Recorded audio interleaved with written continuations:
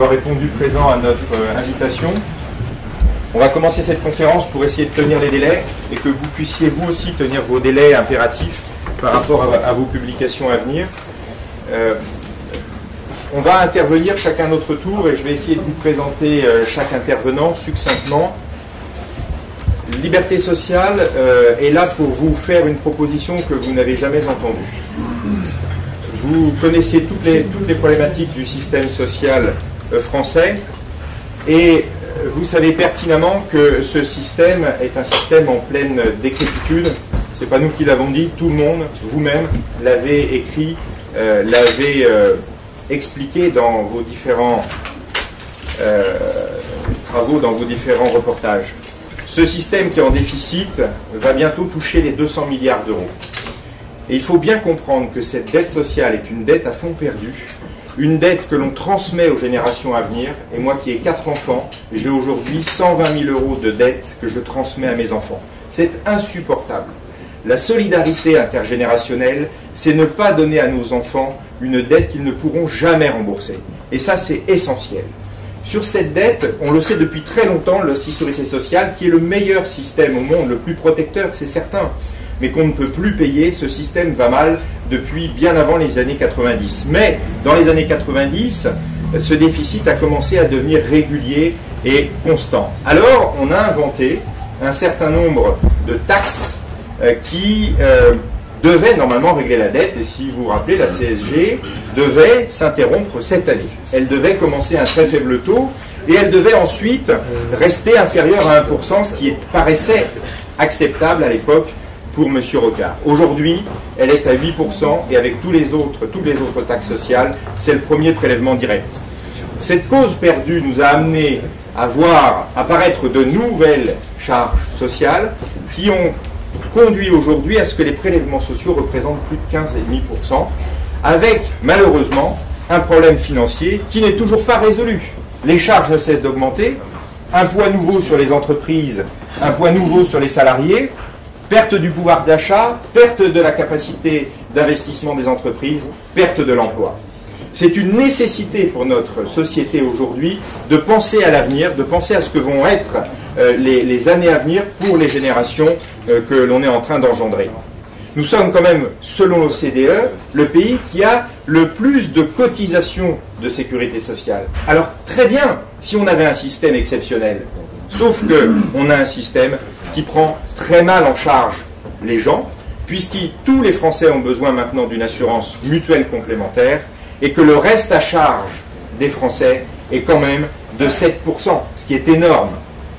Alors, on s'est dit, puisqu'on a cette dette qu'on n'arrive plus à engendrer, et puis qu'on a quand même des gens qui sont pauvres, comment faire pour que ces gens indigents, en difficulté, on puisse continuer à leur apporter de la solidarité sans augmenter les charges qui étaient devenues insupportables pour les employeurs et pour les salariés. Alors on a inventé des minimums sociaux, la CMU, le RMI, puis qui est devenu le RSA, la CMU complémentaire, l'ACS maintenant, et au départ, ces minimums sociaux étaient financés par l'État, financés par les impôts. Mais les choses ont un peu changé, parce qu'on s'est dit on ne peut plus prélever trop d'impôts non plus, alors on a demandé à des assurances privées, des assurances complémentaires, de faire un reversement pour le fonds CMU qui aujourd'hui vient alimenter ce financement solidaire. Donc vous l'avez compris, les charges sociales ont explosé, les déficits n'ont cessé de croître, et malgré tout, les minimums sociaux n'étaient pas assurés. On les a donc fait prendre en charge, non pas par les cotisations sociales, mais par l'impôt et par les reversements d'organismes privés. La solidarité, elle est là, messieurs, dames, il faut le comprendre. Ce que je vous expliquais tout à l'heure, la solidarité, elle n'est pas dans les cotisations sociales. Problème résolu. Ça n'a servi à rien, malheureusement. Vous le voyez bien, bientôt 200 milliards d'euros. C'est un échec des politiques de droite comme des politiques de gauche, et depuis 30 ans. Alors, nous qui sommes des citoyens responsables, nous avons, dans cet esprit de citoyenneté française et européenne, travaillé depuis bientôt 2 ans pour vous faire une réelle proposition d'avenir. Et c'est ça qu'il faut comprendre. Liberté sociale, c'est une ouverture. On parlait tout à l'heure d'une libération. C'est pas sortir d'une prison. C'est donner une amplitude à la protection sociale que personne n'a jamais osé faire en France qu'aucun homme politique, s'il était un homme d'État, n'a osé faire jusqu'à présent. Ça a été fait dans d'autres pays, et nous allons le voir. On va d'abord vous parler de l'association, avec notre président Philippe Letertre, puis nos conseils juridiques, qui vous expliqueront une certaine manière de voir les choses. Et puis on a fait un benchmark social, pour savoir ce qui se passe ailleurs. Je vous donnerai quelques exemples d'une évaluation économique réelle et sérieuse, qui est la première qui a été faite en ce sens en France, à ce que je sache.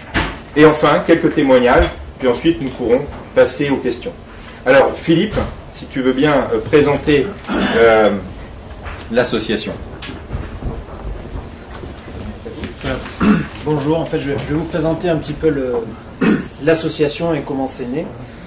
On a commencé un petit peu entre médecins, hein, il faut le dire au départ. Moi j'ai créé un réseau social qui est les médecins ne sont pas des pigeons, donc maintenant il y a 35 000 membres. Ça a été quelque chose en réaction à la politique de Marisol Touraine il y a 2 ans, avec l'avenant 8, la limitation des compléments d'honoraires et compagnie.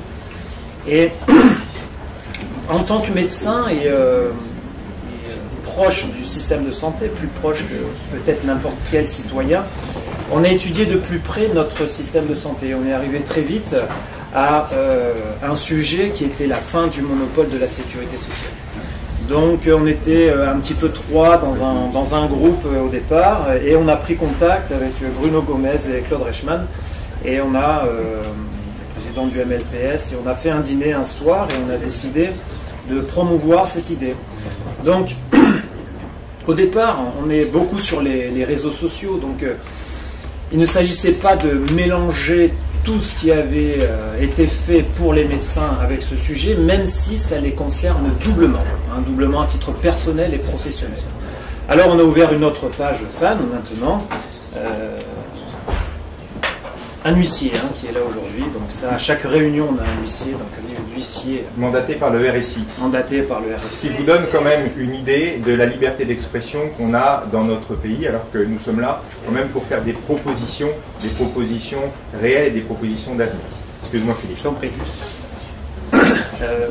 Donc on a ouvert une autre page. Donc les termes sur Facebook, parce que ça se passe là-dessus, c'est qu'on a ouvert une page fan qui nous permet de mettre les articles du jour. Et donc on a 1, 2, 3, 4 personnes qui choisissent les articles, qui mettent ça tous les jours. Et ça fait maintenant 2 ans qu'on met des articles différents tous les jours. Il n'y a aucune redite, quasiment.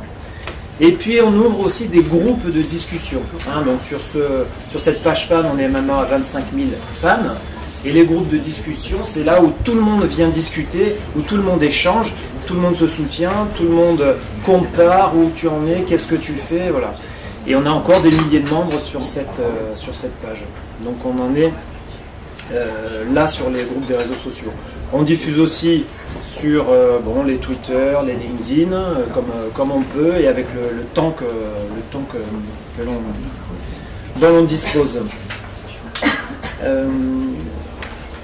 On a organisé aussi, ça c'était encore un petit peu avant la constitution de l'association, qui a maintenant presque 5-6 mois, on a organisé une réunion toutes les semaines depuis 2 ans. C'est-à-dire qu'on organise des réunions dans toute la France. Il suffit qu'il y ait une 50aine de personnes, et maintenant ce n'est plus 50 personnes, parce que la dernière réunion à Lyon a réuni 320 personnes. Et donc on a vraiment des réunions physiques sur là où les gens nous accueillent, et on vient chez eux pour faire ces réunions. Alors on a les réunions, on a les réseaux sociaux, on a fait un site internet qui s'appelle liberté-social.eu qui aide les futurs libérés de la Sécu à se renseigner dans un premier temps, à prendre contact avec une personne, parce qu'il ne faut pas faire ça seul, il faut toujours un soutien pour se libérer de la Sécu. Et on donne vraiment le vadémécum de comment se libérer de la Sécu. On n'incite pas à tuer la Sécu, on incite à choisir une assurance maladie. On a constitué petit à petit une mailing list, donc ça c'est passé aussi par les réseaux sociaux, en proposant aux gens d'échanger leur mailing list à des entrepreneurs qui avaient des mailing lists, ou alors des professionnels souvent qui ont des mailing lists. Et on est maintenant, je crois, à entre 100 et 130 000 mails, qui nous permet de faire une newsletter tous les mois. Et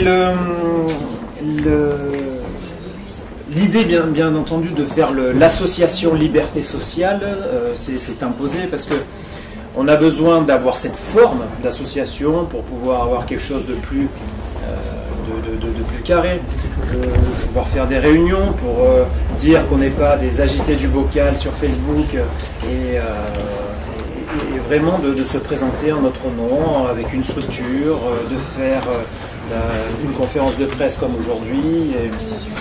Et donc ça a été créé, c'était au début de l'été, on a créé cette association. Alors, on a voulu élargir le plus possible, mais c'est toujours difficile parce que sur les réseaux sociaux, on se connaît tous, mais on ne se voit pas. Donc, pour se connaître plus, il faut qu'on puisse s'observer.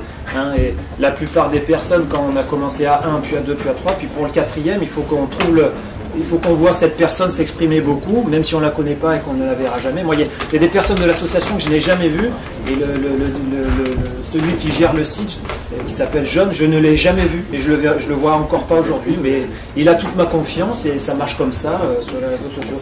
Donc c'est des gens, il y a un sérum de vérité par rapport à ce qu'ils font sur tous les jours, sur la toile, ce qu'ils apportent et tout ça. On leur propose de venir avec nous, de constituer une équipe, de grossir, de répartir des tâches. Il y en a un qui fait le site, il y en a un qui fait la mailing list, il y en a un qui fait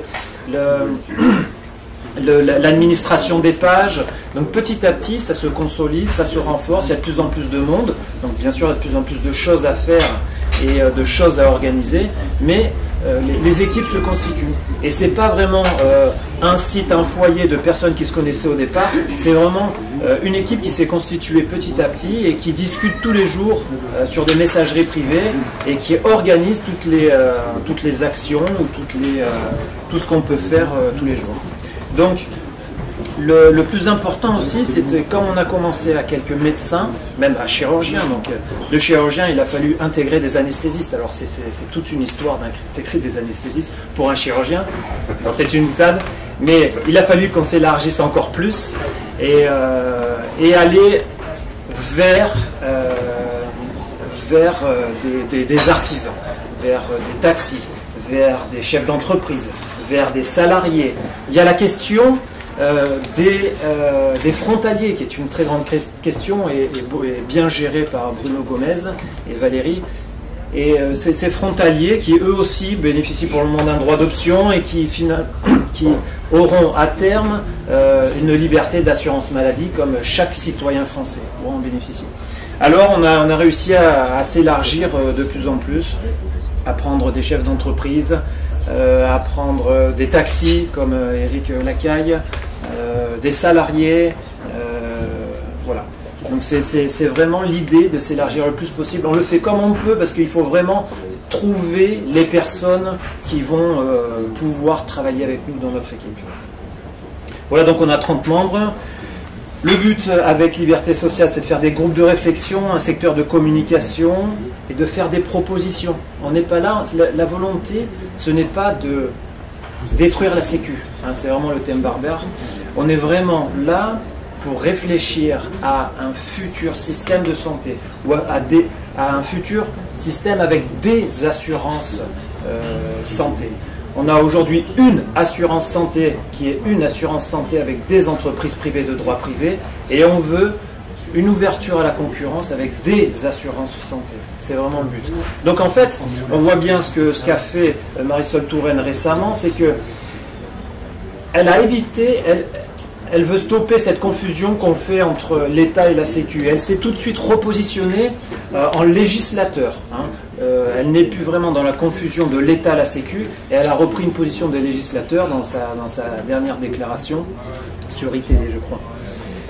L'association est la prolongation de toutes ces initiatives. C'est une organisation de propositions pour sauvegarder un système responsable, équitable et solidaire. La solidarité, c'est vraiment la grande question et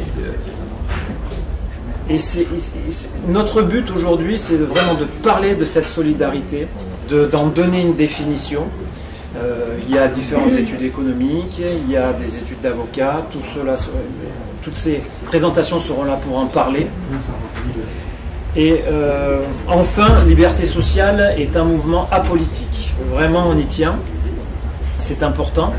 Et ce qui nous permet vraiment à tous de garder les yeux ouverts sur tout, d'avoir les oreilles pour tout le monde et d'avoir un maximum de propositions. Voilà, je vous remercie.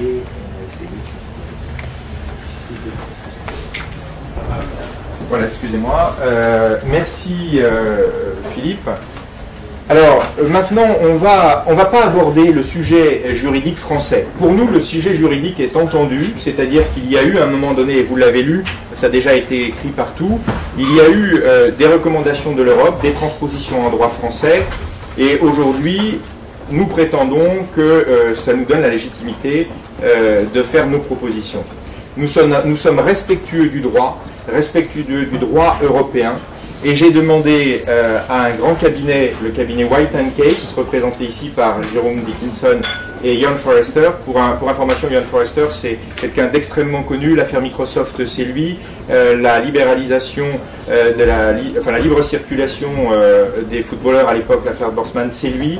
Donc c'est quelqu'un de renom, quelqu'un de sérieux, qui a compris quel était l'enjeu, et qui a entendu notre requête, et qui va vous expliquer une certaine manière de voir la protection sociale eu égard aux recommandations de l'Europe, parce que aujourd'hui, on le sait, la protection sociale française n'est pas performante, il y a d'énormes disparités, il y a des injustices.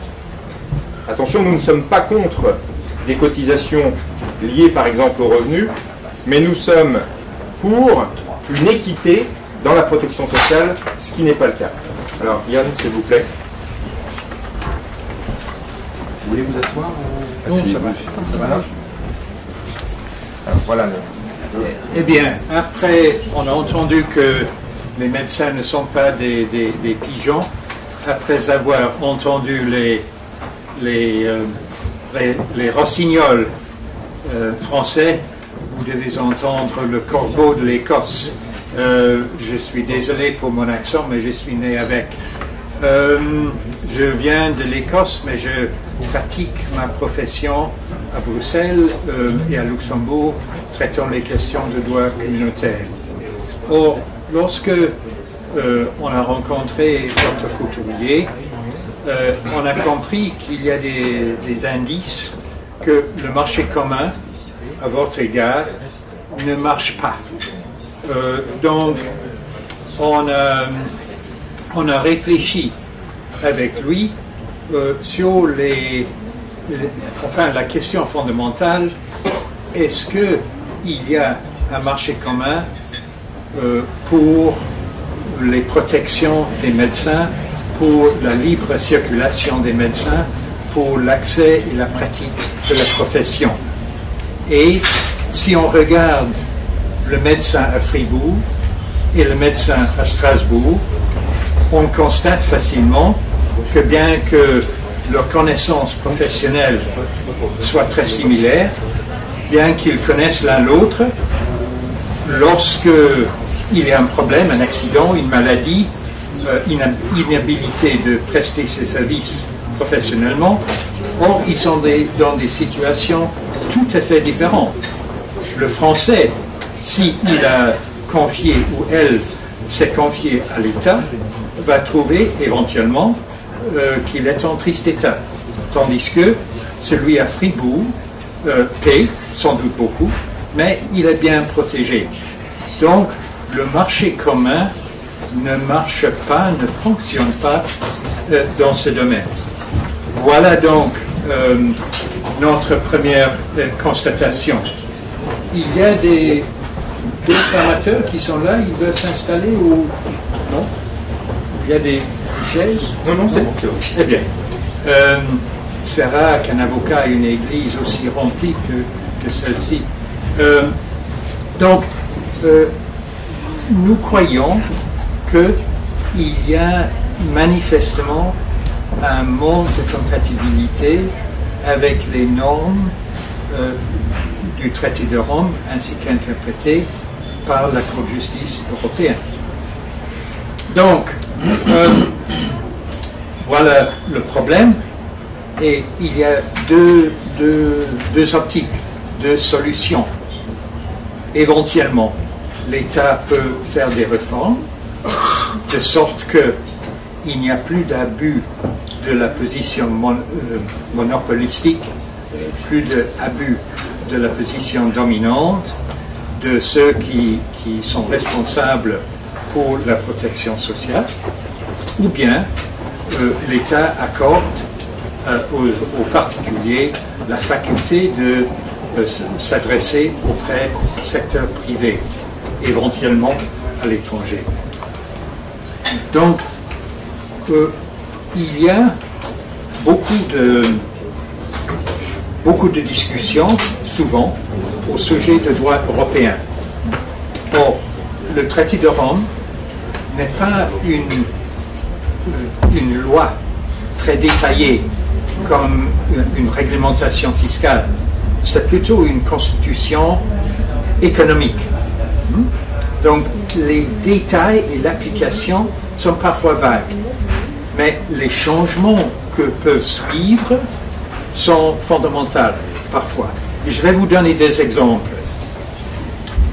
Il y a 20 ans, à la port de Gênes, si vous étiez propriétaire d'un navire, lorsque vous arrivez et vous voulez utiliser un docker, c'est un mot français? Oui. Je crois que les Anglais étaient là d'abord, mais enfin,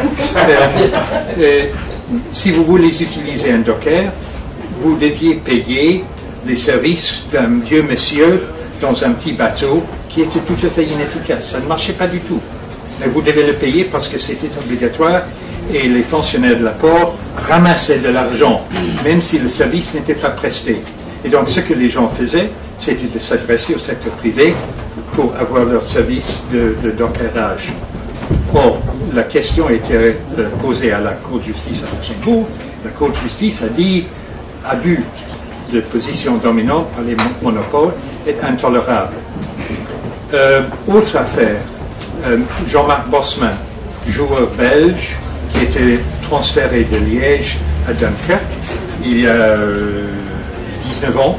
J'étais pas son avocat, j'étais sur l'autre côté, mais son syndicat a bien ciblé, voilà quelqu'un qui a souffert de préjudice. Pourquoi? Parce que son ancien club devait verser une indemnité de formation au nouvel club Dunkerque. Et l'ancien club demandait trop, et Dunkerque n'était pas content. M. Bosman a perdu son emploi. Donc, à travers la Cour de justice à Luxembourg, on a bouleversé le système de transfert de footballeurs.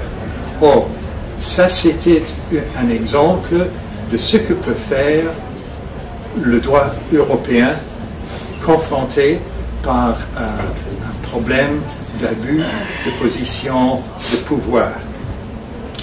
Or, je ne veux pas parler en trop de détails parce que c'est un sujet fort compliqué et vous avez là dans les dias une élaboration plus sophistiquée, plus détaillée, je devrais dire, de ce que je dis pour le moment. Mais c'est vrai, il y a eu à Luxembourg des affaires où les gens qui voulaient soustraire à l'obligation de solidarité, ils ont fait leur argument, je ne veux pas payer trop, l'État est tellement inefficace. Ils ont perdu parce qu'ils voulaient casser la solidarité. Or, la Cour de justice a reconnu que le principe de la solidarité est gagné, n'est pas à remettre en cause. Virgule, mais les abus, le gaspillage n'est pas justifiable à cause de la solidarité. Donc, il y a une distinction entre ce qui est économique et non économique. Il y a des affaires, des arrêts de la Cour. C'est assez compliqué, mais voilà, vous avez le fond du problème là. Et donc, comme vous allez lire là, les activités des organismes se heurtent au droit communautaire si certaines limites justifiant leur mission publique sont dépassées. Or, la question est de savoir si les limites sont dépassées, étant donné ce que Dr Couturier et les autres qui ont parlé, et vous tous sont reconnaissants. Et ça, c'est la question du droit européen qui est en mesure, éventuellement, de faire changer la situation en France.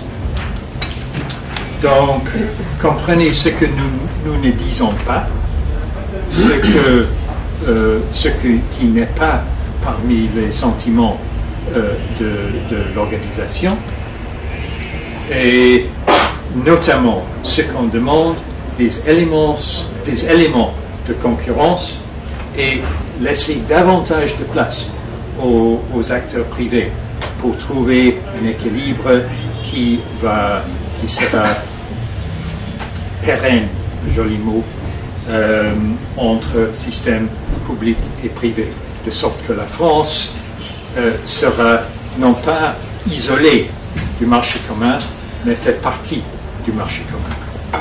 Voilà. Donc, et la vérité, c'est que en France, aujourd'hui, un médecin, un dentiste, un comptable, un chef d'entreprise, un artisan, qui se sont protégés parce qu'il remplit toutes ses obligations vis-à-vis de l'État, ne l'est pas. Tandis que en Allemagne, aux Pays-Bas, en Belgique, en Luxembourg, la situation est tout à fait différente. C'est un défi à résoudre. Il se peut que le droit européen peut le résoudre. Merci Yann. Nous poserons les questions après, mais vous l'avez bien compris, la problématique et le positionnement vis-à-vis de l'Europe, c'est ça. Pourquoi est-ce qu'en France, on aurait des devoirs qui ne seraient pas équitables vis-à-vis des autres Français et vis-à-vis des autres professions, vis-à-vis des autres citoyens européens? Et ça, c'est vraiment un grand espoir de reconnaissance. Des tas de choses ont déjà été faites, je vous l'ai dit, en France, et là on n'en a pas parlé, parce que pour nous elles sont entendues, mais il y a des choses en cours dont nous pourrons reparler ultérieurement, parce qu'évidemment on ne va pas vous donner la stratégie de notre action aujourd'hui. Si ça vous intéresse, dans une autre conférence de presse dans quelques temps, on pourra certainement avancer beaucoup plus sur le sujet. Bien sûr, on n'est pas. Moi, je suis chirurgien et comme beaucoup d'autres ici, on n'est pas des spécialistes du droit social, on n'est pas des spécialistes des affaires sociales européennes. Alors, on est allé regarder ce qui se passait ailleurs, et on est allé regarder ce qui se passait ailleurs et qui marche ailleurs, avec des populations qui sont bien prises en charge et qui sont bien protégées, bien mieux protégées qu'une grande partie de la population française. Donc Séverine va vous présenter ce benchmark en prenant certains pays plus ou moins proches de nous. Alors moi je vais vous présenter 3 exemples de systèmes d'assurance maladie qui sont devenus performants grâce à la libéralisation de celle-ci. Alors en premier lieu, le modèle de l'Allemagne. Celui-ci est fondé sur un principe bismarckien, c'est-à-dire assurantiel, qui est lié à l'activité professionnelle et qui offre des revenus de remplacement. L'assurance maladie universelle est obligatoire. Elle est couverte par 2 entités. En premier lieu, le régime légal, donc qui s'adresse à l'ensemble de la population et qui est assuré grâce à 134 caisses publiques qui sont mises en concurrence. Il est financé par une cotisation de 15,5%, à hauteur de 8,2% pour le salarié et 7,3% pour l'employeur. Cette concurrence ouverte des caisses a permis de rationaliser leurs coûts. En deuxième lieu, le régime privé. Ce sont donc des assureurs privés qui offrent une assurance santé au premier euro. Excuse-moi, j'ai été dérangé, tu es sur la... Toujours sur l'Allemagne. Oui, c'est ça, excusez-moi.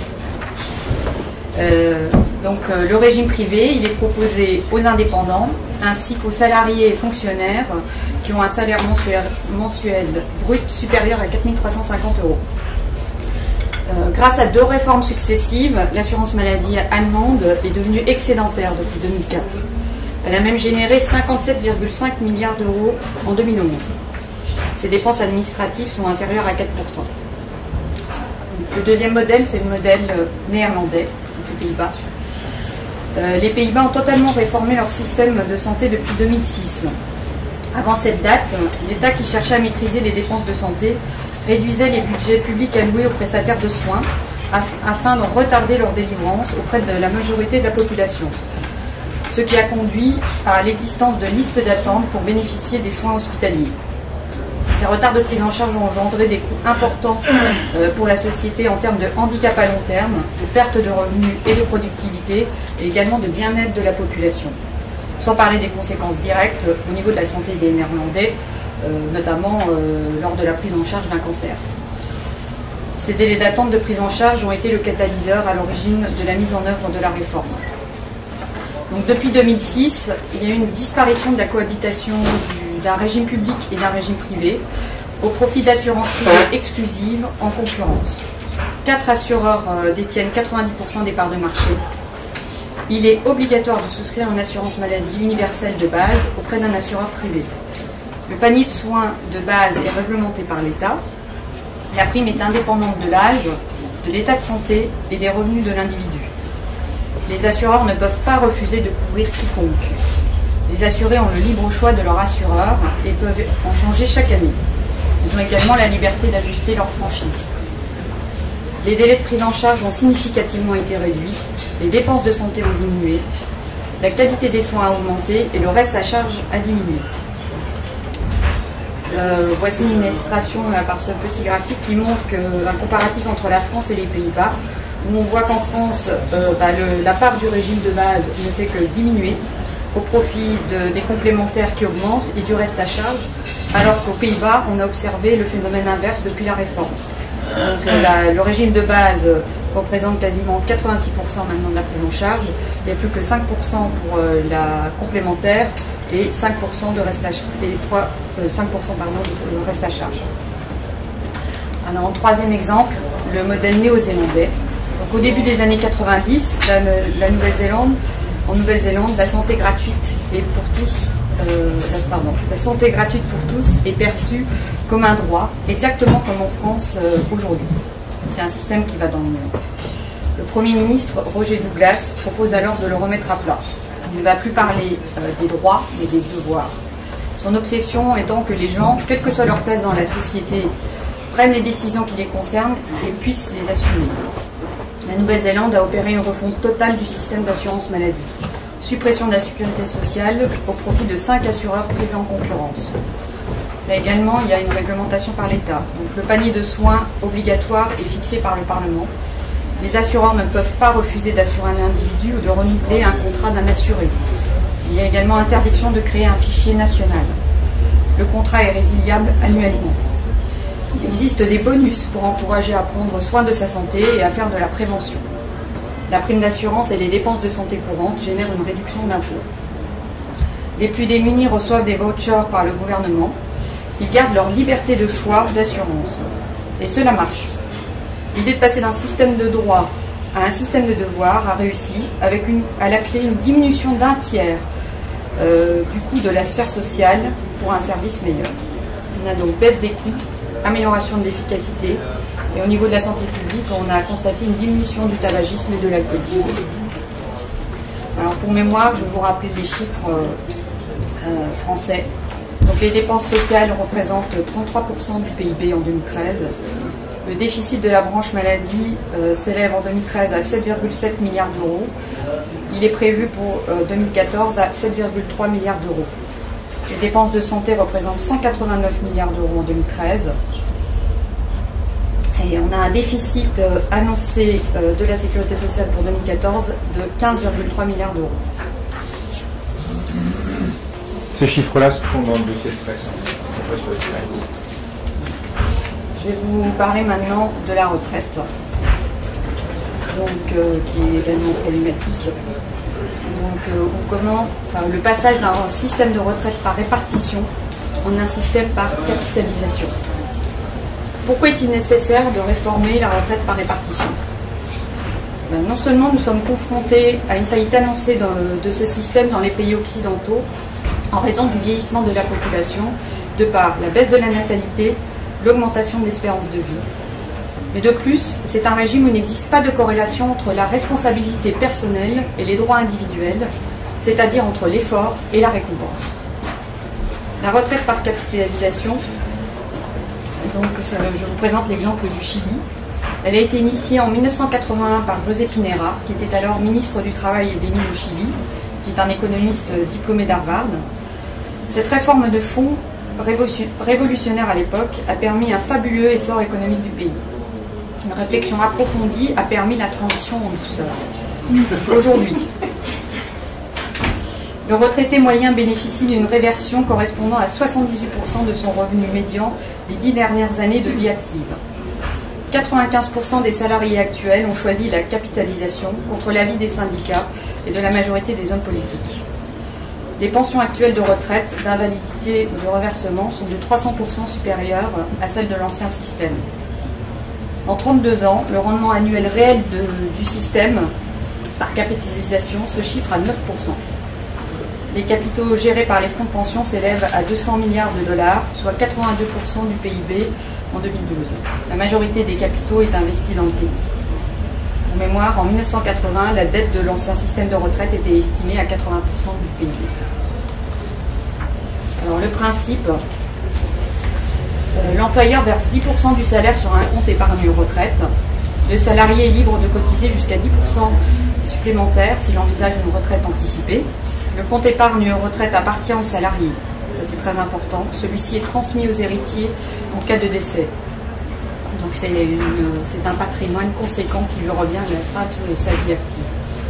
Le salarié est libre de choisir son âge de départ en retraite, pour autant que celle-ci atteigne 70% du salaire moyen des 10 dernières années. Il existe un âge légal de départ en retraite qui existait en fait avant la mise en place de cette réforme, mais il n'a pas été modifié depuis. Une couverture décès et invalidité est souscrite par le biais d'une assurance privée. Elle est financée par une cotisation de 2,5% sur le salaire. Les entreprises privées d'administration des fonds de pension, AFP, gèrent les comptes épargne retraite. Elles sont soumises à une réglementation garantissant un portefeuille diversifié à faible risque, sous le contrôle de l'autorité de surveillance des AFP, et fonctionnent en libre concurrence. Le salarié peut librement changer d'AFP, disposant des différentes performances et statistiques annuelles. Tout est bien réglementé par l'État. En conclusion, la retraite par capitalisation est davantage adaptée à l'environnement démographique et économique actuel. Elle permet d'absorber le choc démographique et coûte beaucoup moins cher. Les rendements du capital sont en effet supérieurs au taux de croissance démographique. 30 pays ont depuis réformé leur système de retraite par répartition, totalement ou partiellement en capitalisation. Les pays d'Amérique centrale et du Sud, les Pays-Bas, la Suède, les pays de l'Est, la Croatie, l'Allemagne y réfléchit sérieusement. Le système de retraite par capitalisation est meilleur et plus équitable. La réussite chilienne démontre que les hommes savent mieux défendre leurs intérêts que l'État d'une part, et que l'entreprise privée est plus efficace que le secteur public d'autre part.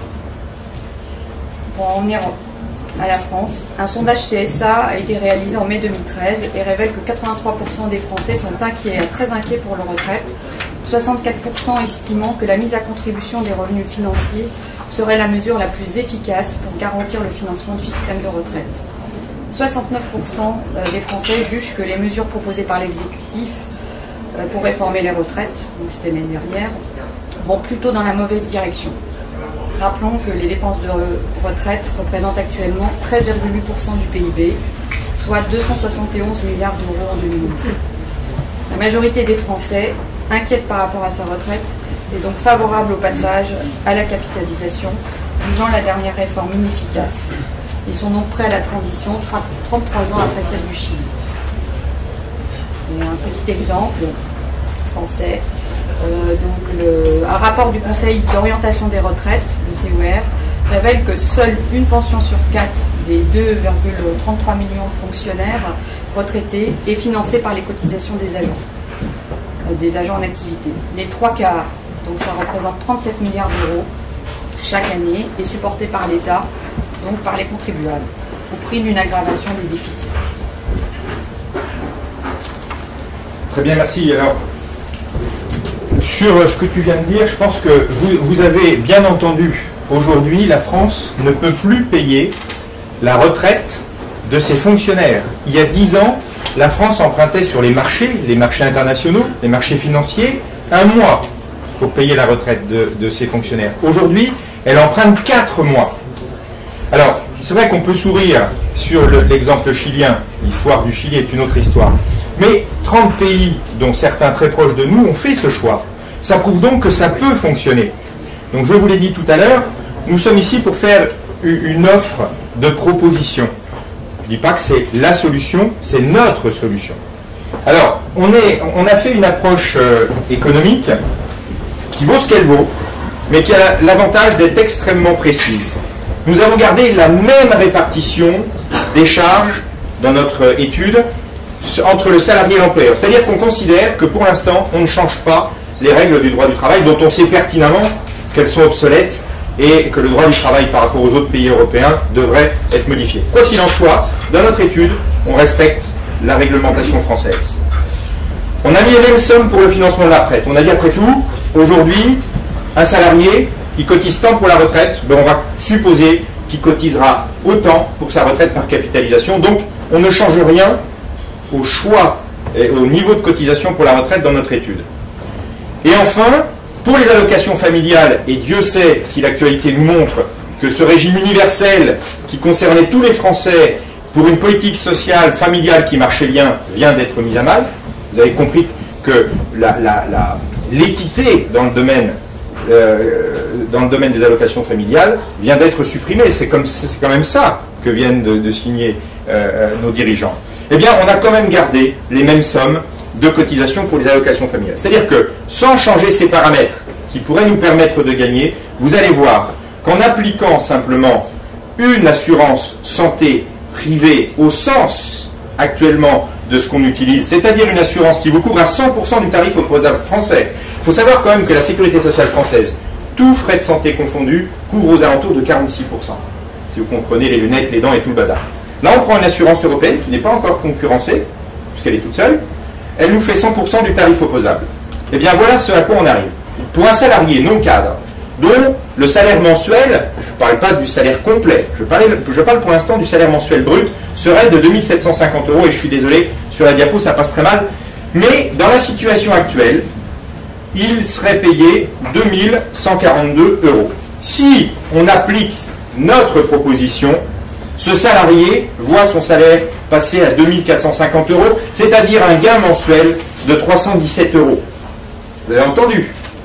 De 2112, on passe à 317 €. Rien qu'en changeant la cotisation maladie. Pareillement, si on prend un cadre, on s'est dit on va garder les cadres, puisque que les cotisations ne sont pas tout à fait les mêmes.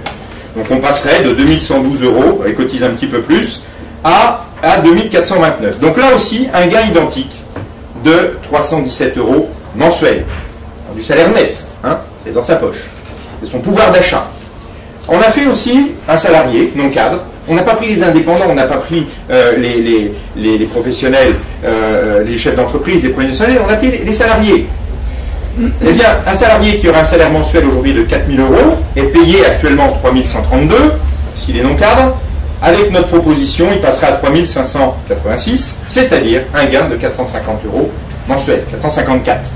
Et pareillement pour un salarié cadre, avec des cotisations un petit peu différentes, le gain est quasiment le même. Alors, rien qu'en parlant des salariés, et en ne touchant qu'à un seul des segments de la protection sociale, qu'est-ce qu'on calcule? On calcule qu'aujourd'hui, on a une population active d'environ 25 800 000 Français qui cotisent, qui travaillent, hein, des cotisants, avec un salaire mensuel moyen qui est de 2 830 €. Ça, c'est des chiffres validés, c'est pas nous qui interprétons. On a un gain net mensuel de 19%, qui aujourd'hui est réparti tel qu'il est entre le salarié et l'employeur. Ça fait 790 € par mois. Qu'est-ce que ça veut dire? C'est que déjà, rien que sur l'aspect du salaire net, en touchant un seul des segments de la protection sociale, qui n'est aujourd'hui pas concurrencé, puisqu'on a pris une assurance privée qui est la seule à faire cette offre, eh bien, on gagne 1 point de PIB. Ce n'est pas les 6 milliards d'euros dont parlait M. Montebourg, c'est 1 point de PIB. Il faut comprendre ça. C'est l'avenir, ça. C'est l'avenir de notre pays. Alors, le problème, c'est que si on a cette protection à 100%, on n'a plus besoin de mutuelle. Une mutuelle, ça coûte très cher. Vous vous en rendez pas compte. Parce qu'aujourd'hui, votre mutuelle, elle est prise en charge par votre employeur, parfois. Aujourd'hui, les mutuelles ont changé, elles vont devenir obligatoires. Tiens, ben parlons-en, puisque c'est l'occasion. Quand vous êtes salarié, vous rentrez à 20 ans dans une boîte, on vous paye une mutuelle, pas cher. C'est vrai, pas cher. Toute votre vie, elle va pas être chère parce que c'est l'employeur qui va la payer. Vous arrivez à la retraite, vous sortez de l'emploi. Bah, il y a la boîte qui me payait ma mutuelle. Qu'est-ce que vous faites? Votre mutuelle, vous devez vous en trouver une. Mais quand vous rentrez dans une mutuelle à 60 ans, à l'âge où vous devenez quelqu'un qui va coûter, ce n'est pas les tarifs que vous allez payer toute votre vie. Donc l'accumulation de tout votre contrat pendant toute votre vie, vous le perdez et vous repartez à zéro à 60 ans. Et là, les Français vont se rendre compte, quand ils vont arriver à la retraite dans quelques années, combien cette réforme est perverse. Quoi qu'il en soit, aujourd'hui, le coût moyen, c'est pas moi qui le dis non plus, c'est un organisme d'évaluation des mutuelles, c'est 454 € par an pour un salarié de 25 ans qui vit tout seul. 200, oui, excusez-moi, merci. 254 €. C'est 1300 € par an pour un salarié de 60 ans. Ça, c'est le tarif moyen français. Donc, à notre point de PIB qu'on a gagné, on va pouvoir supprimer cette mutuelle parce qu'on n'en aura plus besoin. Puisque les assurances aujourd'hui couvrent à 100% du tarif opposable minimum. Il n'y aura plus besoin de la CSG et de la CRDS. La CADES va régler le problème de la dette sociale. Il faudra bien que cette dette se couvre un jour. Donc ça va courir un petit peu. Mais à un moment, ça va s'arrêter. On va gagner sur ces cotisations sociales. Et je vous dis, on n'a touché qu'un seul segment, le segment de la santé. Il va falloir envisager un nouveau mode de distribution du salaire des charges, l'histoire du salaire complet dont on parle. Ce n'est pas l'objet aujourd'hui. Mais il faudra se poser ces questions à un moment donné. Et puis, il y aura une saine concurrence entre les assureurs qui vont essayer de proposer des cotisations avec des prestations, de mieux en mieux pour les prestations et de moins en moins pour les cotisations. Eh bien, le pari que vous donne Liberté Sociale, c'est de réinjecter 1 à 2% du PIB dans l'économie française. C'est l'augmentation du pouvoir d'achat des ménages, et ça, c'est immédiat. Vous prenez votre assurance maintenant, l'année prochaine, vous l'avez. C'est pas dans 20 ans, quand les politiques auront changé 5 fois. Excusez-moi, le tarif opposable dont vous avez parlé, c'est non compris les frais psychiques et dentaires? C'est le tarif opposable français tel qu'il est aujourd'hui. Donc les mutuelles, elles sont quand même utiles là. Pas forcément, parce que dans le tarif opposable, vous avez des frais dentaires et mutuels, et sur ces assurances privées... Pas tout. Non, pas tout, évidemment, c'est très très faible, et c'est bien le problème. Sur ces assurances... Les mutuelles en couvrent beaucoup de ces... Eh bien oui, c'est pour ça que les gens en ont besoin. Mais ces assurances privées sont capables de faire une participation équivalente à la mutuelle avec des plafonds. Alors, il y a des plafonds, évidemment, ça sera à négocier. Mais elles le font. C'est-à-dire qu'elles ne se basent pas sur le tarif. C'est ça qu'il faut comprendre. Il faut sortir dans l'idée de la sécurité sociale française, qui couvre très mal, malgré tout, hein, puisqu'on a besoin des mutuelles pour 85% des Français maintenant. Et donc, en augmentant le pouvoir d'achat des ménages, on va augmenter la trésorerie aussi des entreprises, qui font, elles aussi, une économie. Et ce qui permet aux entreprises d'investir et de créer de l'emploi. Voilà. Ça, c'est une proposition extrêmement concrète et précise. Et elle existe. Il suffit juste d'avoir le courage politique de la mettre en application. Puisque ça a été fait dans d'autres pays et on a montré que ça fonctionnait. Et puis alors, je ne parle même pas des autres avantages collatéraux qu'on pourra avoir, c'est-à-dire qu'aujourd'hui, l'État met de l'argent dans les entreprises avec le CICE, ben, tout ça, c'est des choses qui n'auront plus lieu d'être, puisqu'on aura d'une autre manière, au lieu de prendre pour redonner, on aura d'une autre manière laissé la capacité d'investissement aux entreprises. Bien sûr, il faut que tout ça soit politiquement encadré, c'est évident. Alors, on va, pour terminer cette conférence de presse, avoir, et avant de passer aux questions, avoir 2 témoignages qui nous paraissent importants. D'abord celui de Bruno Gomez, qui est un très ancien libéré, puisque ça fait 20 ans qu'il a... 10 ans, oh là là, mon Dieu. 10 ans qu'il a... Farage, 20 ans. 10 ans qu'il a quitté les organismes sociaux, qu'il a fait un autre choix de protection sociale, et il va nous donner son expérience. Oui, bonjour, donc je m'appelle Bruno Gomez, je suis médecin. Je suis né en France, d'émigré espagnol, et j'ai grandi dans ce pays où on avait vraiment le sentiment que la sécurité sociale c'était un plus, c'était une chance. Mais j'y ai cru longtemps. Puis un beau jour je suis devenu anesthésiste, et j'ai commencé à me rendre compte que on ne nous payait même pas de quoi payer l'infirmier qui surveillait nos patients, et qu'après on venait nous dire qu'on était des nantis, et là j'ai commencé à me poser des questions. Et je me souviens encore de ce jour où j'ai vu Martine Aubry. Je vous dis que c'est Martine Aubry parce que c'était elle, mais ça aurait pu être n'importe quel autre politicien français parce qu'ils nous disent les mêmes salades depuis des années, gauche et droite confondues. Martine Aubry marchant dans la rue et nous disant « La retraite par répartition, c'est bien, c'est solidaire. » Alors là, il y avait juste deux possibilités. Soit elle était con, soit elle était malhonnête. Il n'y en effet pas franchement besoin d'être agrégé de mathématiques pour se rendre compte qu'une retraite par répartition, vu l'évolution démographique, c'est forcément le trou. C'est-à-dire que vous, les jeunes là, de 30-35 ans, qui cotisez pour les anciens, vous avez cotisé à perdre toute votre vie. Alors à l'époque, je ne comprenais pas pourquoi ils tenaient tant à tous à défendre la retraite par répartition, jusqu'au jour où j'ai compris qu'une retraite par répartition, c'était une grande caisse où on mettait l'argent, sans qu'il y ait de nom particulier, et on pouvait taper dedans comme vous voulez. Alors que si vous avez une retraite par capitalisation, vous savez très bien combien vous avez, et si on vous prend 1 euro, vous le voyez. Ce jour-là, par contre, j'ai compris le principe de la solidarité.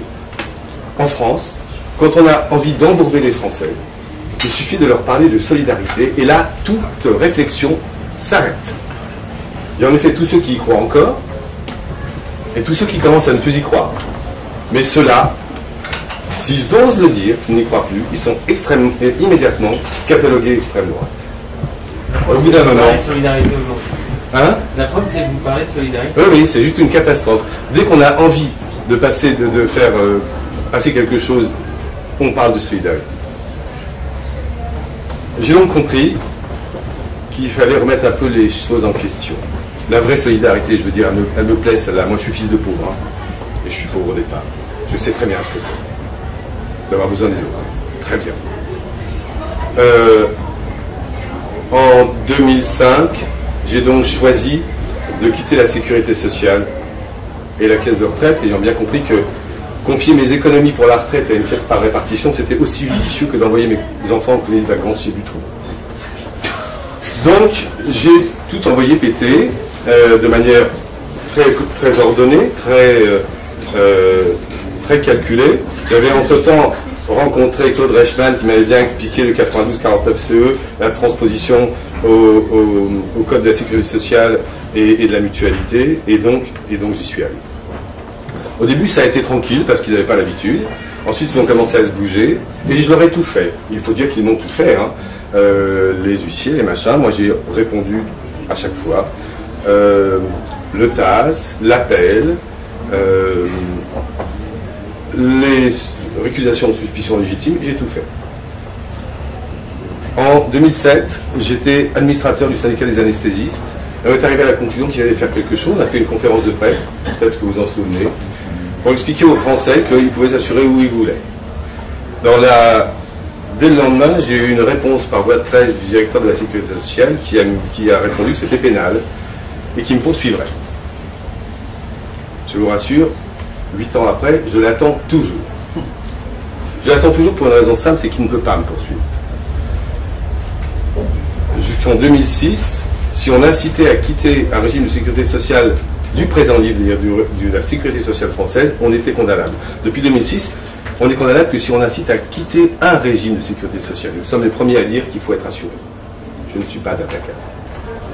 Par contre, moi je l'ai attaqué. Forcément. Dépositaire de l'autorité publique qui s'emploie à empêcher l'application de la loi, j'ai porté plainte au pénal contre lui. J'en ai profité pour le faire aussi contre le directeur de l'URSSAF pour tentative d'extorsion de fonds et harcèlement moral, ainsi d'ailleurs que le directeur de la CAF. Ça n'a jamais été jugé, bien sûr. Mais, je n'ai jamais payé. Parce que figurez-vous que ces gens-là sont tout à fait capables de vous mettre à la rue, avec femmes et enfants. Mais quand on les attaque, eux, alors là, il n'y a plus personne. Pendant toutes ces années, tout le monde me disait, soit il me disait, c'est pas bien parce que la sécurité sociale c'est solidaire, ok, j'essayais d'expliquer un peu, puis au bout d'un moment je me lassais. Soit il me disait, c'est bien ce que tu fais, quand tu auras gagné, préviens-nous. Alors ça, c'est pire que tout. Et je suis arrivé à la conclusion qu'on s'en sortirait jamais.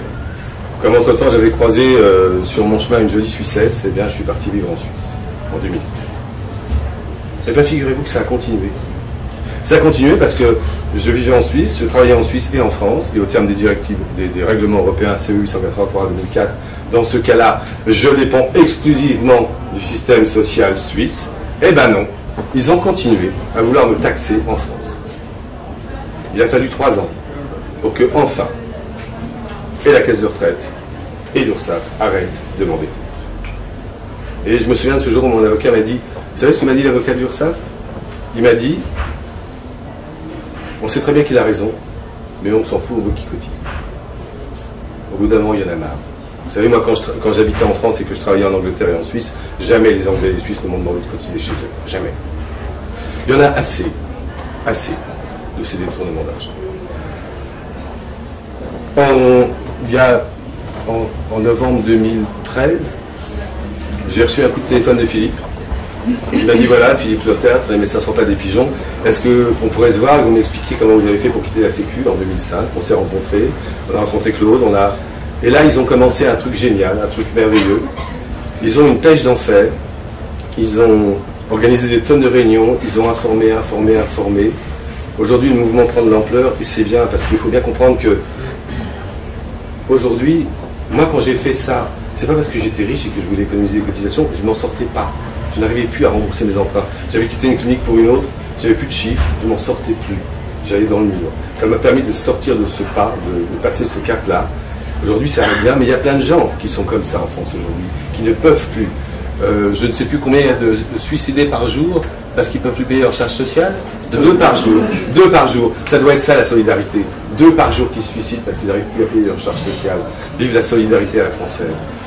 Aujourd'hui, il y a plein de gens comme ça. Et c'est ceux-là aussi qu'on veut défendre. Voilà. Quelqu'un me demandait qui vous finance. Ben, c'est nous. C'est nos économies.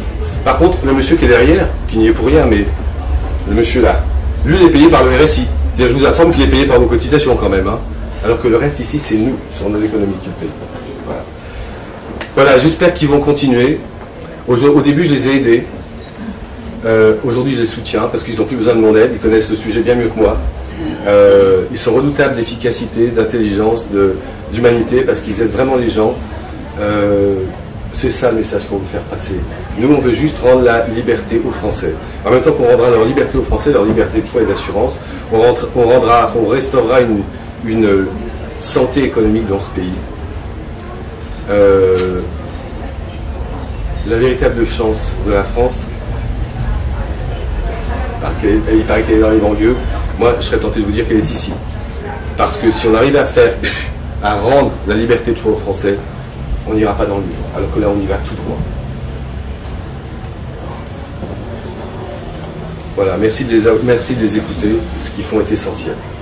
Merci Bruno. Donc voilà un témoignage d'un ancien libéré. Et puis j'ai demandé aussi à Laurent d'intervenir parce que vous savez, il a écrit des livres sur Je quitte la Sécu. C'est lui qui anime ce blog avec l'histoire de son parcours. Et voilà, c'est une autre expérience plus récente. Plus récente, effectivement. Je me suis libéré de la Sécu il y a 2 ans maintenant. Par le constat que les hausses d'utilisation qui étaient annoncées, à la fois sur l'aspect retraite, sur l'aspect maladie, et aussi les hausses d'impôts qui s'accompagnaient, d'ailleurs on a vu que c'était même pire que ce qu'on escomptait, entre 2012 et 2014, ces hausses se montaient dans mon cas à 65% de plus à payer sur mon revenu, à revenu identique.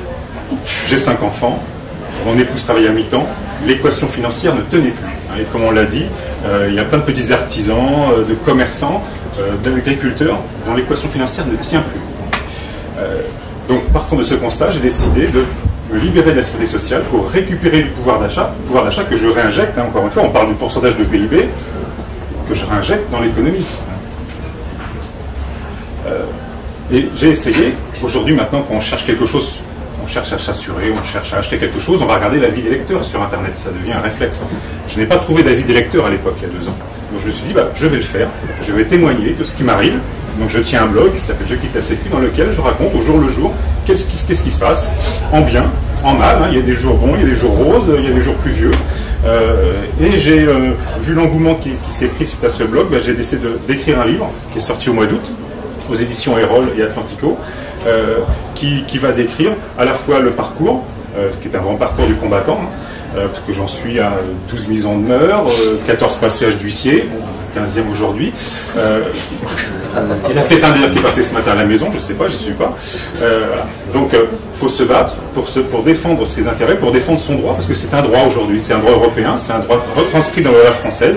Donc, on est dans notre droit en faisant cette démarche. Voilà. Je ne vais pas être plus longtemps parce que je sais qu'on c'est la place aux questions. Une autre expérience plus récente, agrémentée d'une aide à ceux qui veulent avoir de l'information là-dessus. Alors, pour conclure et avant de passer aux questions, il faut bien comprendre que ce qu'on veut, c'est le droit de choisir. Ce droit qui est offert à tous les citoyens européens dans le domaine social, sauf les Français. Là, il y a quand même un problème. Donc on ne veut pas mettre à bas le système social français. Il est bon ce système, il aide les gens depuis tout le temps, c'est la solidarité, et on y croit, mais pas n'importe comment. Pas une solidarité qui détruit l'avenir de nos enfants. Pas une solidarité qui appauvrit les entreprises et qui fait encore 60 000 fermetures d'entreprises l'année dernière. Donc on peut pouvoir choisir son assurance sociale en Europe comme tout citoyen européen pour obliger le système à performer. On l'a bien fait sur les télécoms, on l'a bien fait sur l'énergie, et vous avez vu les résultats, vous les voyez aujourd'hui, l'offre est meilleure, le coût est moindre, et il y a des tas de gens qui sont même dans des seuils de pauvreté qui peuvent accéder à des moyens de télécommunication performants, qui peuvent accéder à une énergie de bonne qualité grâce aux aides de la collectivité. Alors pourquoi pas dans le social, bon sang, pourquoi pas dans le social?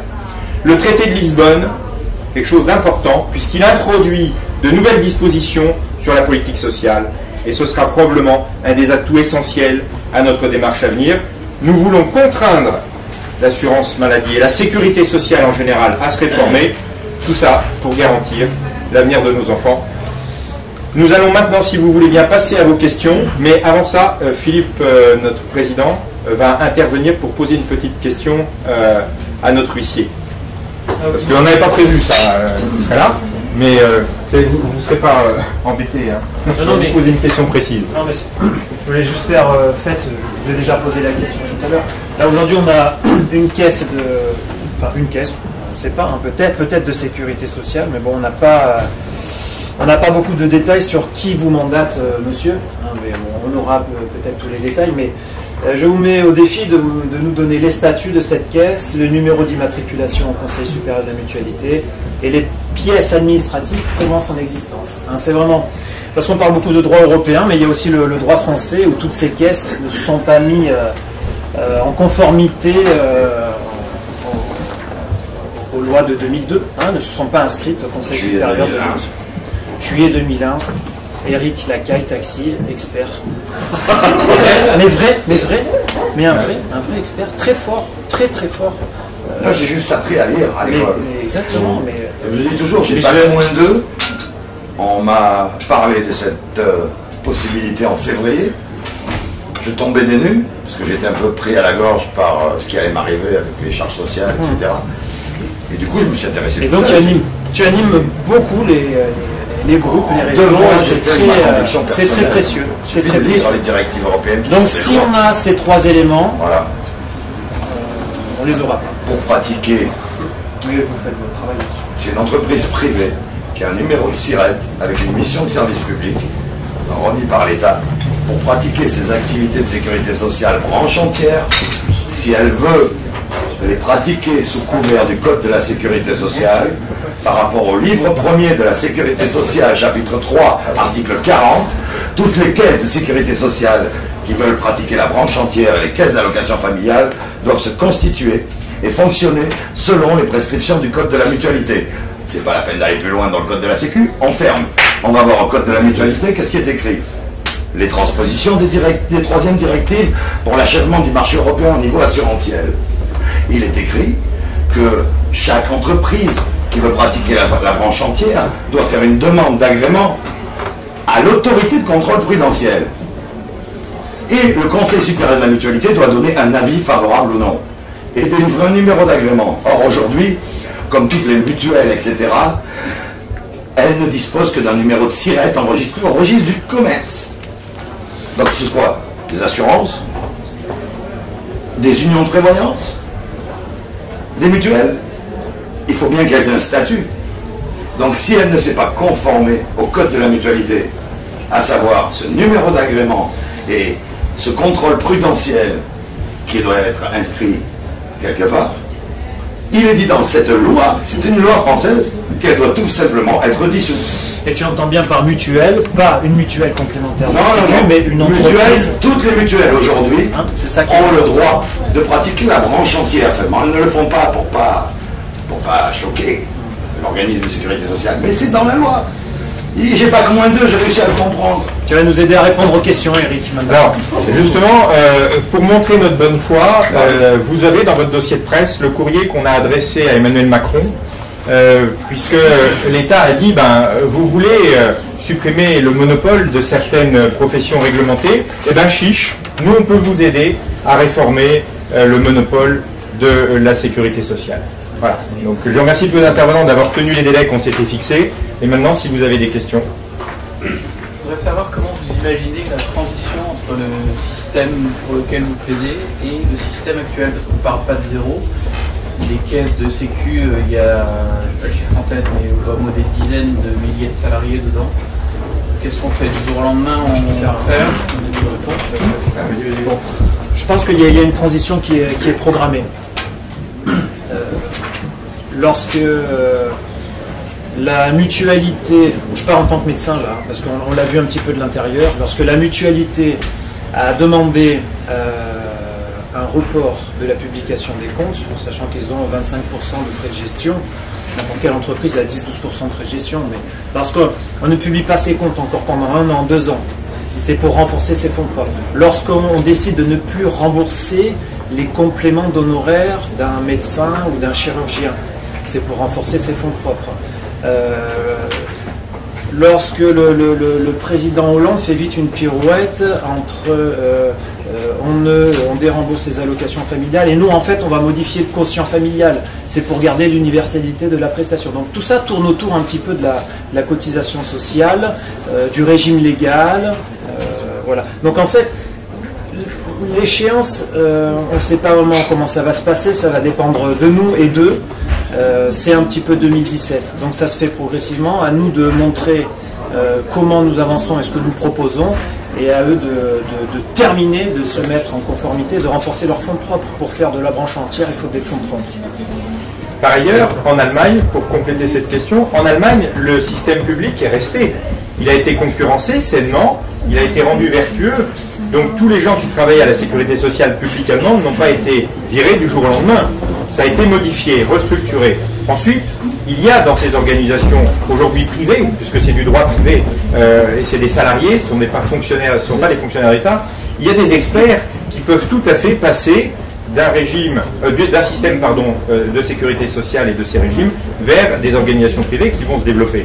Alors, il est vrai que si elles sont en Europe... Vous trouvez ça productif là où ils sont actuellement? Je sais pas si... Mais non, la problématique, c'est pas les gens qui sont pas productifs, c'est le système qui les incite à ne pas être productifs. Ils n'ont aucun devoir de performance. Pourquoi est-ce qu'ils seraient productifs? En même temps, moins il y aurait d'assurés à la sécurité sociale, moins il y aurait de déficit, puisqu'a priori, il me semble que le déficit va être proportionnel au nombre d'assurés. Donc, en même temps qu'on diminue le nombre d'assurés parce qu'ils choisiraient d'aller ailleurs, on diminue le déficit, je ne vois pas où est le souci. Oui, on vient de regarder. Si vous regardez les retraités en ALD, je suis pas sûr que votre c'est le problème en Allemagne. Exactement.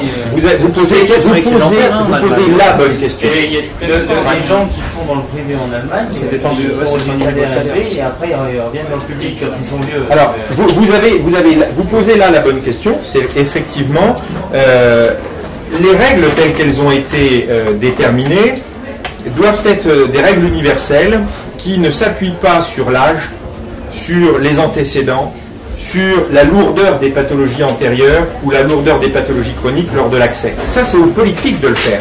Nous, on n'est pas un parti politique. Nous, on est une force de proposition. On est une espèce de think tank qui donne une option. Il faudra que le politique fasse son travail. Donc, vous avez raison.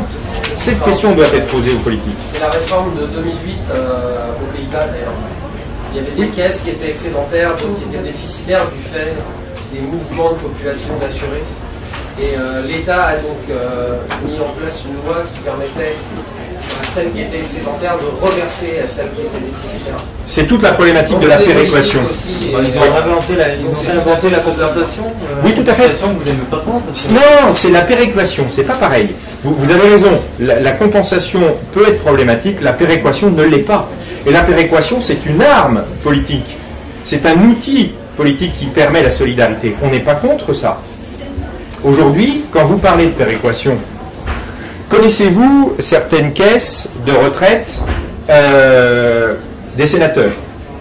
Elles ne font pas de péréquation et elles sont en grande partie gérées par capitalisation. Pourquoi est-ce qu'on interdit ça aux Français? Puisque les élus le font. Et c'est bien pour eux. Alors pourquoi les salariés, ils n'y auraient pas droit? Vous voyez cette injustice sociale? C'est pas nous qui l'a créée. Nous avons des propositions concrètes pour que justement il y ait une véritable solidarité. Et ce que vous dites, qui est effectivement un réel problème, doit être réglé par le politique et par les processus de péréquation. Je voulais demander à M. Forester si, au bout du compte, il pense que c'est légal aujourd'hui de sortir de la sécurité sociale. Parce que j'ai pas bien compris finalement si vous considérez que c'était légal aujourd'hui en France de sortir de la sécurité sociale.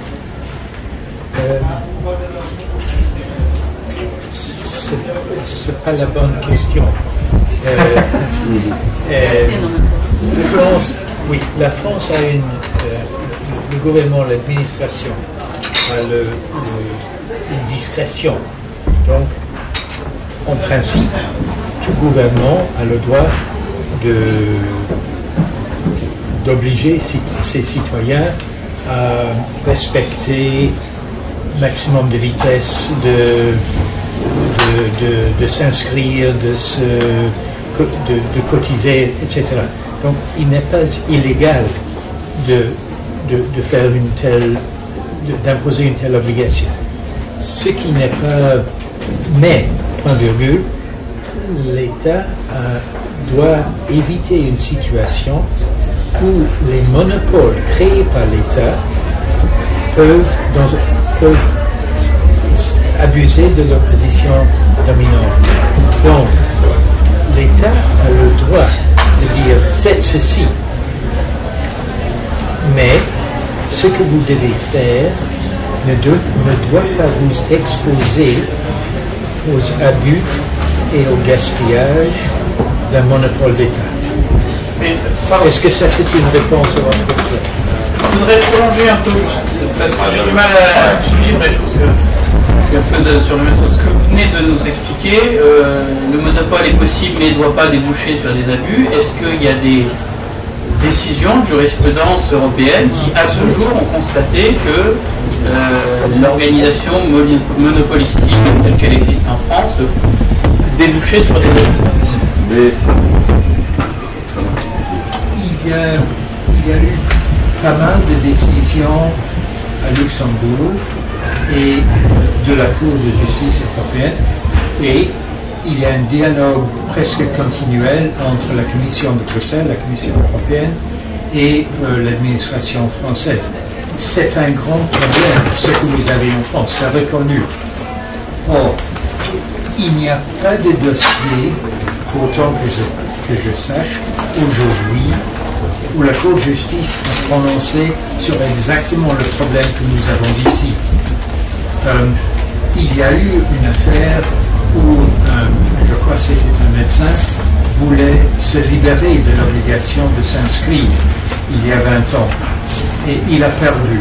Mais il devait perdre parce que ce qu'il souhaitait n'était pas compatible, n'était pas réaliste. Qu'est-ce qu'il souhaitait? Ne pas s'assurer? Oui, en effet. Et disons, mais sans le moindre concession à la solidarité. Oui. Donc, c'est pas le principe. Le principe que chacun doit s'assurer n'est pas en soi un mauvais principe. Et si on se heurte contre ça, on va perdre. Mais si on est obligé, comme le navire à Gênes, de s'adresser 2 fois, une fois au docker d'État inutile, inefficace et cher, et aussi au secteur privé pour avoir quelque chose qui donne vraiment satisfaction, Or, ça c'est inacceptable. Mais, excusez-moi, mais comment vous expliquez alors que M. Gomez ait été obligé de quitter le pays? Ah non, j'ai pas été obligé de quitter le pays, j'ai été quitté pour des choix personnels. Oui, pas professionnels. Je continue à travailler en France. Non, je ne vais pas être obligé de quitter le pays. Non, mais non, n'empêche que vous avez été poursuivi sans cesse pendant X années, ça a continué une fois que vous étiez établi en Suisse, encore 3 ans. C'était loin d'être réglé tant que vous étiez sur le territoire français. Oui, je crois qu'ils ont beaucoup d'intérêt à ce que le système perdure. Je vous demande où passe tout cet argent. Où passe-t-il? C'est pas tellement ça. Si, c'est ça. Vous avez continué de chercher de l'argent, toujours. Le fond de ma question était de savoir, sur un cas, donc imaginez si tous les Français adhèrent au système, sur un cas, ça a duré des années de procédure. Alors, c'était il y a longtemps. Pour que ça ne se pas encore. Aujourd'hui, les choses ont beaucoup évolué. Moi, j'étais au tout début. Le cas dont on parle, M. Forester, était avant l'application des directives européennes. Il faut que les choses évoluent, heureusement. Et là, il devient de plus. Est-ce que elle dit tout à l'heure, concernant l'enregistrement des mutuelles, il faut savoir que la sécurité sociale est établie par une ordonnance de 45 qui dit de manière indiscutable que ce sont des mutuelles. Tous les organismes de sécurité sociale sont des mutuelles. Or, aujourd'hui, si ces mutuelles ne sont pas inscrites au Conseil supérieur de la mutualité, elles n'existent pas. Donc, déjà, c'est réglé. On a la place d'aller chercher le droit européen. Et si elles font partie des mutuelles, elles sont soumises à concurrence et il y a une obligation contractuelle. C'est-à-dire que moi, je veux un contrat et un résultat d'adhésion. En Suisse, c'est un régime légal. En France, on prétend que c'est un régime légal parce qu'il est établi par la loi. Ce n'est pas la définition du régime légal. La définition européenne du régime légal, c'est que ce régime touche tout le monde. Universel. Voilà.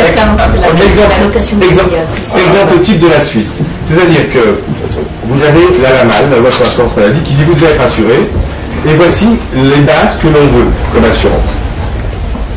Et là-dessus, il y a 60 sociétés différentes qui proposent des contrats d'assurance qui respectent les bases et qui ensuite vous donnent plus ou moins de prestations. Des chambres particulières, peu importe. Et là, vous choisissez celle que vous voulez. Et tous les ans, vous pouvez changer. C'est un régime légal. C'est le même pour tout le monde. On ne vous demande pas combien vous gagnez. On vous demande comment vous voulez être couvert. C'est un régime légal. Ce qui est en France n'est pas un régime légal. C'est un régime professionnel.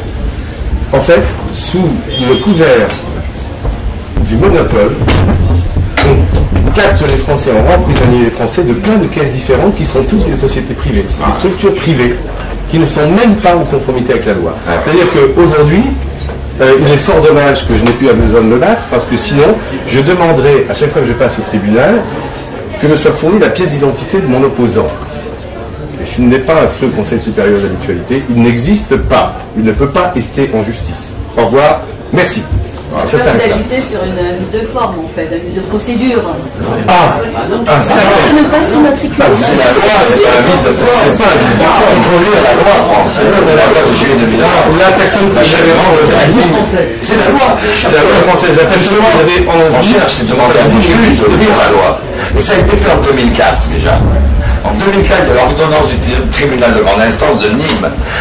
Alors là, c'est un agriculteur, il a fait encore plus fort. Parce que lui, il s'était libéré de la sécurité sociale française en 1990.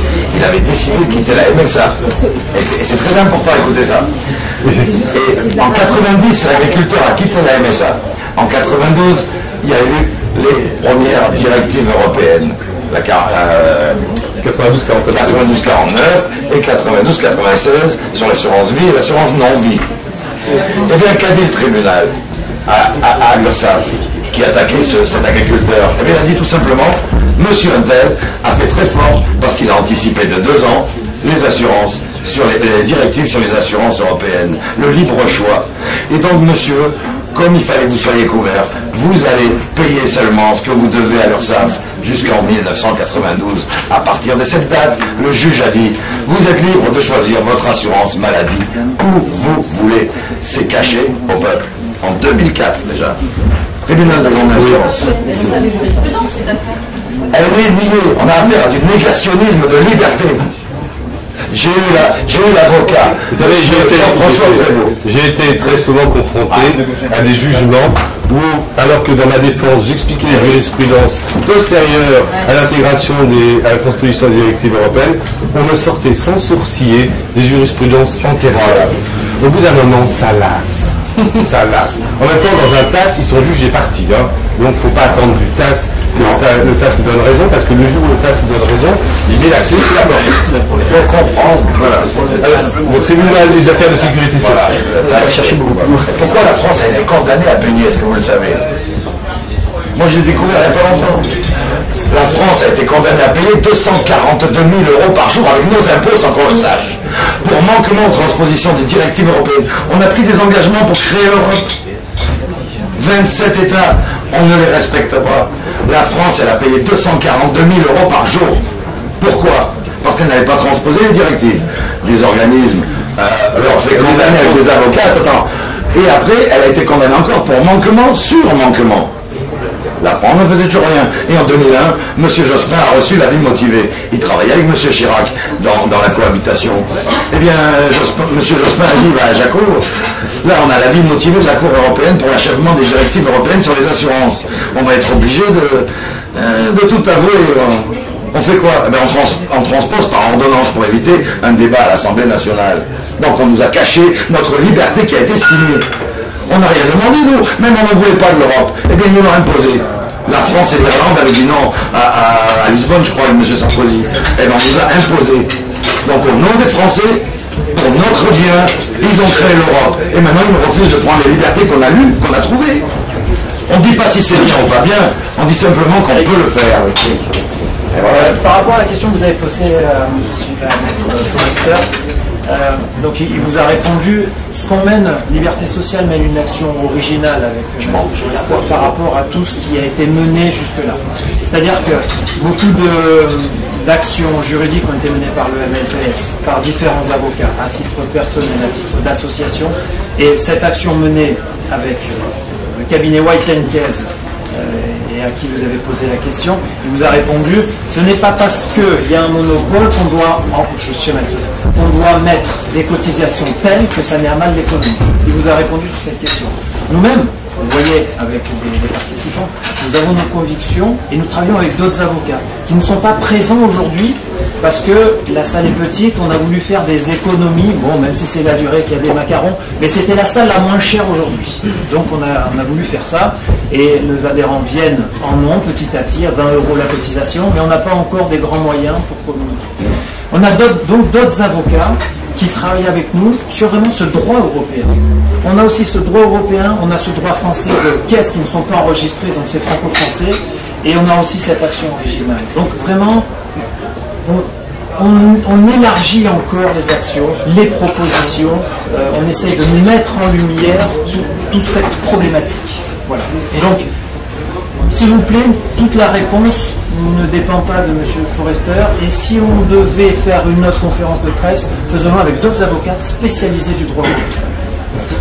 Est-ce que vous pouvez nous dire combien, à peu près, estimer combien de personnes se sont libérées? Alors c'est ce que je disais tout à l'heure. Comme maintenant, il y a vraiment notre site, on a fait vraiment un vadémécum, c'est-à-dire vous êtes ça, vous êtes ça, vous êtes ça, vous pouvez faire ça, vous pouvez faire ça, vous pouvez faire ça. Ouais, liberté-social.eu. Et on donne tous les avocats, toutes les associations, voilà. Et maintenant vous faites ce que vous voulez. Nous, on est là pour être des facilitateurs du mouvement. Non mais c'est pas compté, c'est pas consulté. Non, pour le chiffre, on a mis en place un observatoire qui ne peut pas vous donner ces réponses aujourd'hui, malheureusement, parce que difficile, les gens, certains s'inscrivent chez nous, d'autres sont inscrits au MLPS, d'autres sont inscrits nulle part. L'association de défense exactement. Mais cet observatoire est mis en place depuis peu. On estime qu'il nous faudra environ 6 mois pour avoir une évaluation exacte. Parce qu'il faut les toucher un à un, tous ces gens, tous ceux qui ne passent pas par nos organisations. On voit des numéros d'adhérents chez des assurances qui font que ça, qui sont à plus de 30 000, 40 000. Non, mais il faut savoir un peu de bon sens. Dans les journaux, on dit que 475 personnes sont sorties. Je ne comprends pas pourquoi le RSI envoie un huissier pour observer notre réunion. Donc ça veut dire qu'il y a sans doute beaucoup de monde. Aujourd'hui, on n'est pas capable de... Et ce chiffre-là que vous avancez, c'est quoi? C'est le RSI qui l'avance. C'est le RSI qui l'avance. Parce qu'en fait, si vous voulez, le RSI comptabilise ce qu'ils appellent les fraudeurs, qui sont des gens qui n'ont pas réglé et qui, pour un grand nombre, sont délibérés de la Sécu. Effectivement, il faut demander au RSI. Non, il y a deux choses. Les fraudeurs, c'est une chose, mais ceux qui s'assurent ailleurs, c'est une autre chose. Oui, mais certains sont comptabilisés pour le RSI. Pour le RSI, c'est le même. Donc, moi, je ne me prononcerai pas sur le chiffre du RSI, parce qu'il leur appartient de donner leurs chiffres et les méthodes d'approbation, enfin de calcul. Nous, on ne sait pas. On est incapable de vous dire. Ce serait mentir de vous dire on est 2000, on est 5000, on est 50 000. On estime, eu égard à tout ce qu'on vous a dit, qu'on est aux alentours de 60 000. Et on voit bien les nouveaux contacts qui sont aujourd'hui par centaines chaque mois de gens qui s'engagent. Maintenant, ils ne le font pas auprès de nous, ils le font auprès d'autres organismes parce que nous, on ne fait pas d'assistance juridique. On est là pour faire de l'information. On est un think tank qui fait une proposition de réforme.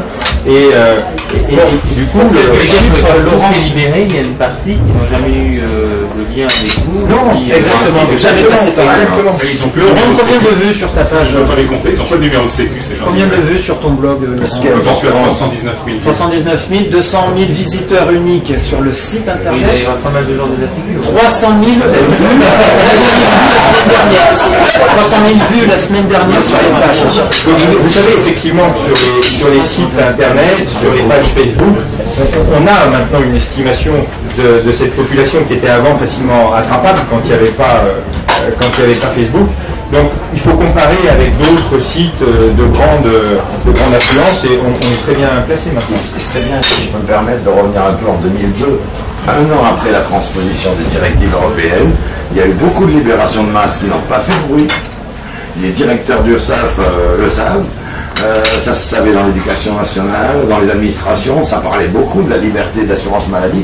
Et en 2002, eh bien, entre le moment de transposition par M. Jospin, qui sont devenus la loi française sur la libre assurance, le choix de son assurance branche entière maladie, qui séparait bien la retraite. Donc ça veut dire que c'est la fin du système de répartition. Mais ils n'ont pas eu le courage de mettre tout ça en place, concrètement.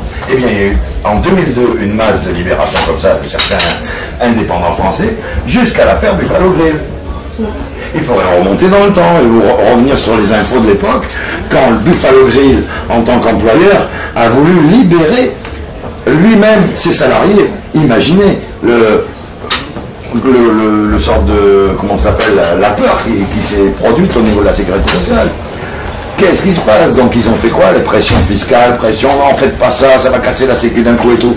Pourquoi? Parce qu'ils n'ont pas été capables de préparer un système de transition. Comment? Allez, à toi, allez, vas-y Eric. Voilà. Est-ce que vous avez d'autres questions? En gros, c'est ça. Voilà. Oui. On fait des propositions à vous dans un premier temps. On essaye d'asseoir un petit peu notre existence sur l'année qui va suivre. On vient juste de se créer. On a beaucoup d'adhérents. Pas qu'on navigue à vue, mais on est un petit peu débordé par ce qu'on fait. Chacun a déjà un travail à côté. On est tous taxis, médecins, entrepreneurs. Donc on fait ce qu'on peut. Ce qu'on le fait, c'est en plus de notre travail. Donc c'est moi des fois entre deux consultations, entre deux blocs opératoires, je mange plus le midi, je mange un sandwich pour m'occuper des pages entre midi et 2. Le soir, une fois que j'ai couché mes enfants, je reprends le téléphone pour gérer des choses comme ça. Donc on fait vraiment ce qu'on peut. On n'est pas encore des professionnels et les propositions que l'on veut faire, on veut déjà les faire entendre donc via ces conférences.